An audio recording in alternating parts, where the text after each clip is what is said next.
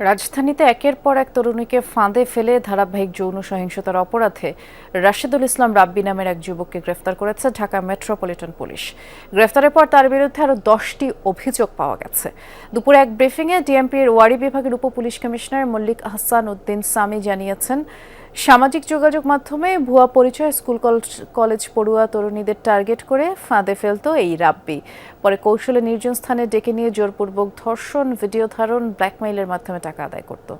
সোমবার সন্ধ্যায় দনিয়া কলেজের সামনে অভিযান চালিয়ে তাকে গ্রেফতার করা হয়। এ সময় রাব্বির কাছ থেকে ভুক্তভোগীদের কয়েকটি মোবাইল ফোন উদ্ধার করে পুলিশ। তথ্য প্রযুক্তির সহায়তায় তাকে শনাক্ত করা হয়, আর তার বিরুদ্ধে পর্নোগ্রাফি নিয়ন্ত্রণ আইনে একাধিক মামলা রয়েছে।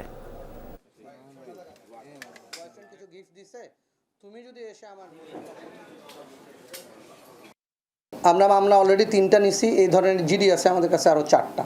তো সবাই আসে কি মোবাইল হারাইছে এরকম জিডি করতে। মোবাইল হারানোর জিডির সূত্রে এখন যখন ভিকটিম আস্তে আস্তে আইডেন্টিফাই করা গেছে, যারা অভিযোগ করেছেন, যারা ভিকটিম সবাই মিরপুরের ভিত্তিক। তো আমরা আরও ভিতরে যাওয়ার চেষ্টা করতেছি, দেখতেছি যে আসলে মিরপুর ছাড়া ধরেন এই 2 মাসে সে মিরপুর করছে, অন্য কোথাও এই ধরনের কোনো কাজ করছে কিনা।